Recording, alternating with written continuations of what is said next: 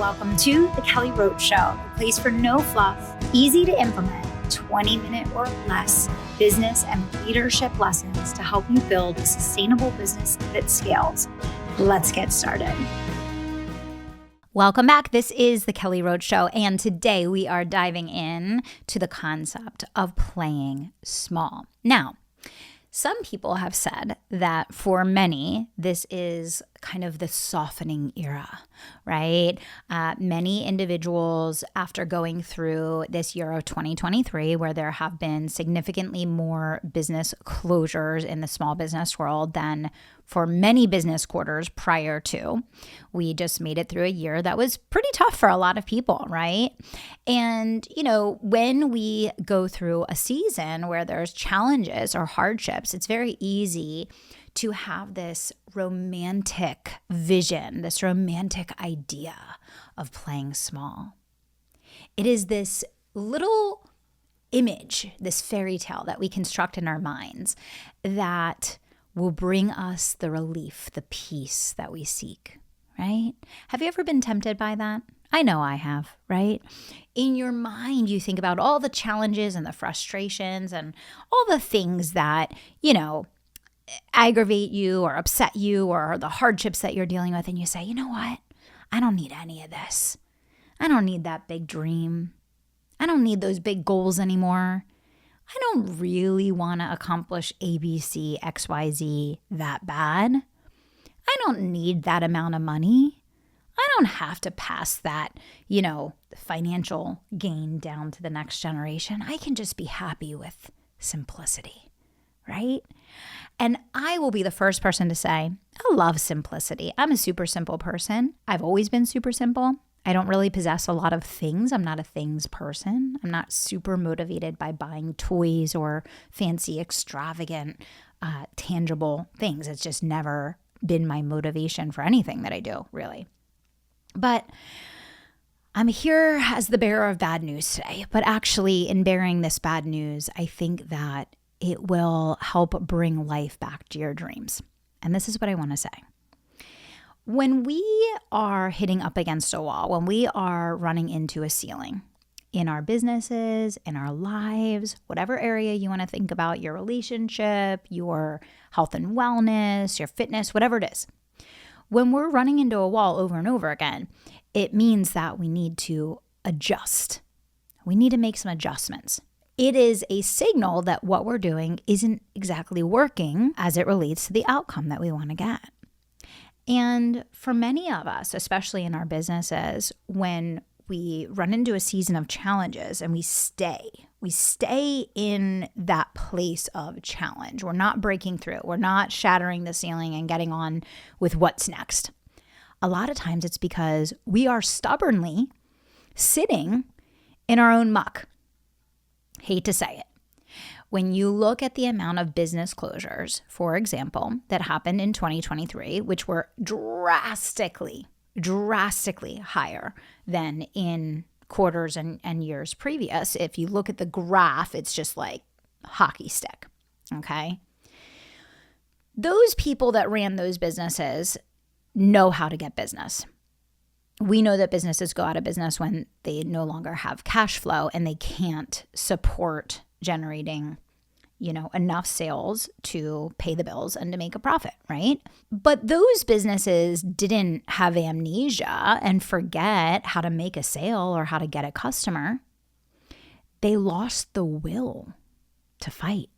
They lost the will to change their own behavior. They lost the will to break out of their own cycle, which is what was keeping them stuck, which is why they were losing money. When you look at any one of us, myself included, when we sit in the space of the same problem over and over and over again, it's because we are still refusing to do the one thing that will change everything, right? And a lot of us avoid those very simple, basic things. For example, I'll use one of the most basic examples. I've been posting incessantly on my pages about the multi-million-dollar referral guide. If you haven't gotten a copy of the multi-million-dollar referral guide, make sure you click down below this episode. I'll put the link in the show notes down below. But We know that referrals are the most profitable, best customers basically that you can obtain in your business. We know that there are so many different ways to build referral pipelines, not just via your own customers, but through strategic collaboration and networking and groups that you're already a part of, and courses and masterminds and Facebook groups. And there's just endless ways that you can do this. Affiliates, clients, the list goes on. It's really one of the fastest, easiest ways to grow. But the vast majority of business owners completely overlook this strategy, and they sit around and they wait for referrals to come to them. Now, for a lot of businesses, if you do a good job servicing your customers, you're going to get referrals here and there no matter what. But I'm talking about building a multi-million-dollar referral pipeline, which can be strategically done in any business. But you need to have a strategy, a plan, and the behavior consistently that is congruent with making that happen. Now, does it cost a lot of money to do this? No, it does not. Is this a strategy that's available to absolutely everyone? Yes, it is. Why do the vast majority of people avoid or skip over or overlook building their referral pipeline and instead constantly chase the latest, the greatest, the newest, the sexiest silver bullet that just hit the market, and do it for just long enough to get burnout and frustrated and revert back to whatever it was that they were doing a couple days or weeks or months earlier, right? This is a perfect example of why businesses go out of business. It's a perfect example of how our own human behavior works. Now, I'm relating this back for you because building your referral pipeline is something that all it requires is the discipline of behavior to solve a meaningful problem in a really powerful and profitable way that costs you pretty much nothing to do and is available to everyone. Which means that, in essence, if every business owner in the world learned how to build a multi-million-dollar referral pipeline, most of the businesses that went out of business in 2023 probably wouldn't have.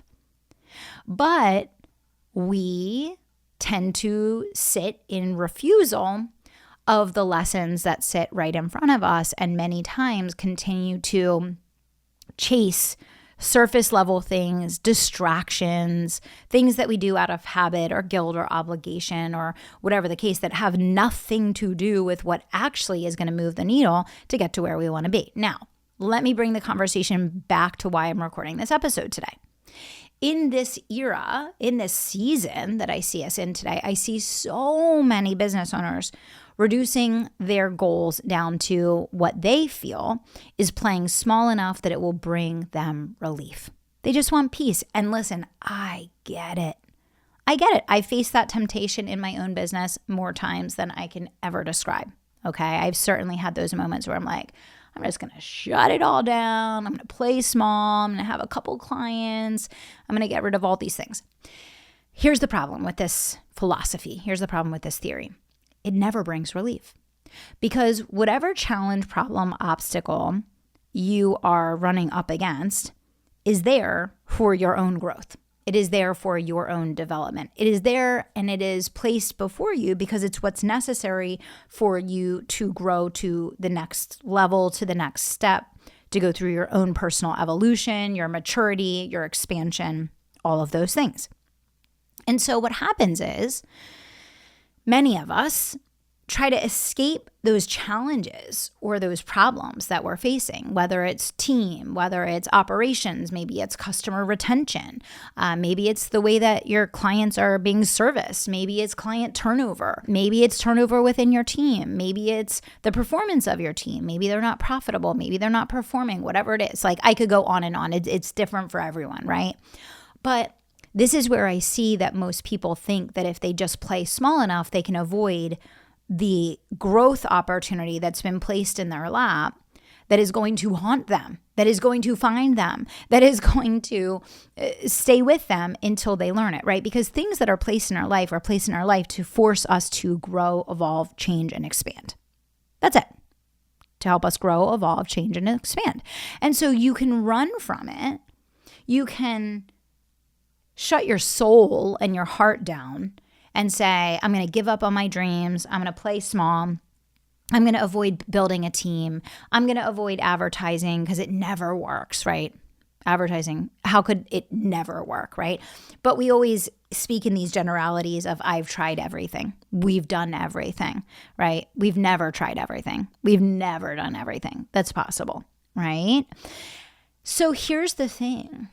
The relief valve that you're pursuing by playing small will never bring the relief that you're looking for.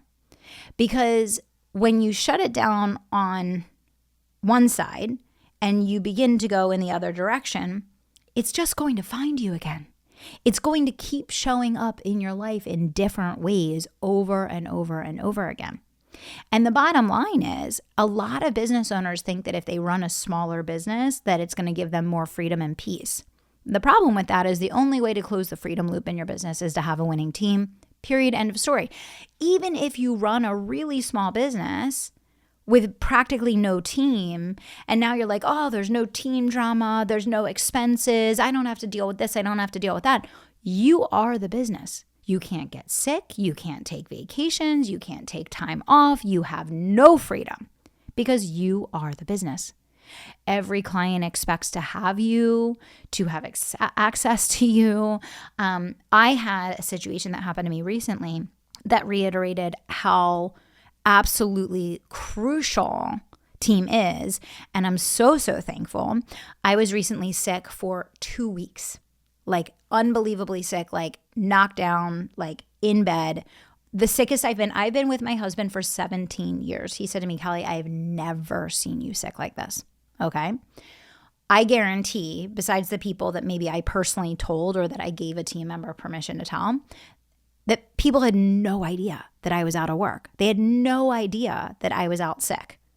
And my businesses kept running, my team kept selling, all of our customers got serviced, like everything got done. The businesses ran the same way they would have run whether I was there or not. Didn't skip a beat. No one would have known unless we told them. Okay. And I literally was laying in bed. I was so sick, fever, cough, strep throat, like so unbelievably sick. And I was just thinking to myself, what would I do if I didn't have a team, right? Can you apologize to all your clients and cancel all of your calls and just say to everyone, I'm sorry, I'm sick, and just, not be there for them? Yeah, absolutely. You can do that. But then you have the guilt. And then you have all the catch up, and then you have all the pile up, and then you have all the sessions that you have to make up for. Whereas for me, when I was sick for 2 weeks and basically out of work, like out of commission, all of our clients got their sessions. All of our clients got their private coaching. All of the sessions that I normally would have done, team members were able to step in flawlessly and run, right? Kept selling, kept running, all of those things. And so it was such a reminder to me of the years of sacrifice that I put into building the team and not giving up and going through all the challenges of what it took to go through a lot of the wrong people, to get to the right people, and to finally arrive at a place where I can be out of, commission for 2 weeks and have complete and total peace. I can have peace from a sales and marketing standpoint. I can have peace from a customer delivery standpoint, and everything in between. So the problem with playing small is that the whole reason why you're pursuing a big goal is that you have dreams that were planted inside of you.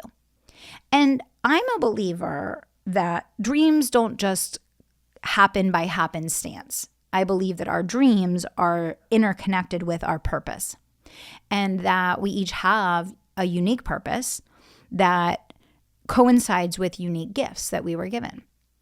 And our responsibility is to use those gifts in the greatest and most meaningful capacity humanly possible, right?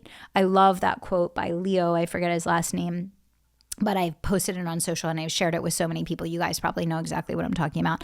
But he says, our gifts are given to us by God, and what we do with them is our gift back.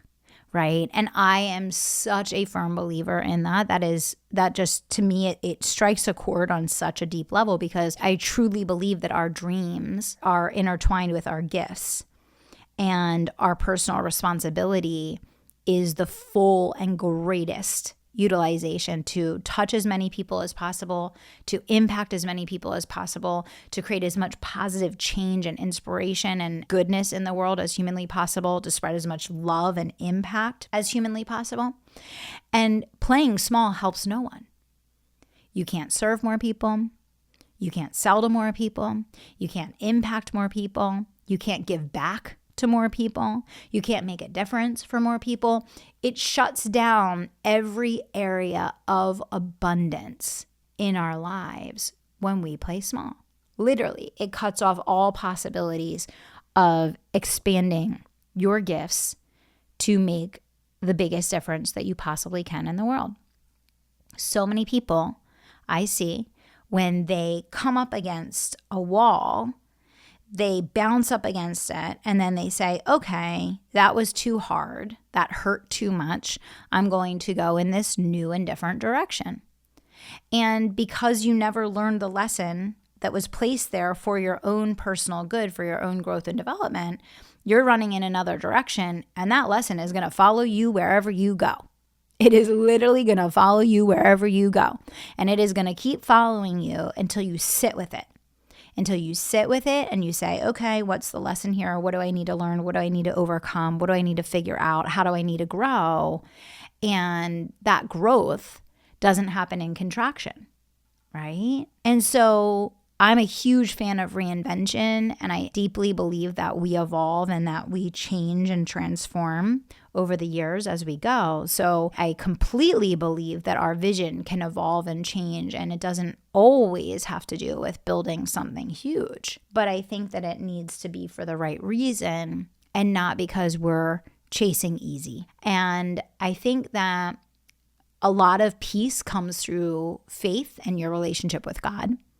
And I think that when we search for peace in ways other than that, it's always disappointing. I think a lot of people decide to play small in pursuit of peace. And playing small in pursuit of peace is never going to add up. Because even though you may have quote unquote peace by playing small in the business, you are now going to have chaos internally in your heart and soul. You're going to have chaos in your finances, because now you're probably not making enough money to support the lifestyle that you desire and the things that you want to do and the experiences that you want to have and what you want to do for other people, right? So there's implications on so many levels of making the decision to pursue a new path in pursuit of relief versus looking at what is the opportunity for growth and what is the lesson that I need to learn and how can I grow through this situation so that you can really utilize your gifts in the greatest capacity possible. Touch, impact, serve, change as many people, as many hearts, as many minds as possible, and to use your gifts on the greatest scale humanly possible, right?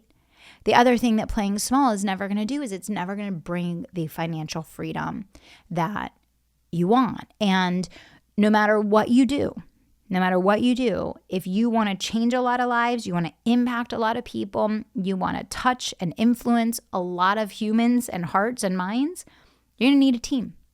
And you're going to need to work through some of the complexities and the challenges that come with the infrastructure and the operations and the people and the tech and the advertising that comes with that. So I just want to really strongly caution you when you're considering playing small in pursuit of peace, and instead encourage you to look for that peace in your relationship with God, in your faith, because the faith and the peace that comes through the love of God is incomparable to anything else. And playing small is not going to bring that for you. I want you all to know that you were chosen. You were chosen for a great path and a great plan. You are gifted with so much talent in your little pinky finger to change the world and to impact people, to make a difference. Don't let the challenges of today steal from your tomorrow. And that would be my parting words for you today. Do not let the challenges of today steal from your tomorrow. You got this. Go out there, dream big, answer the calling of your heart and your soul, and give it everything you've got. Let's grow.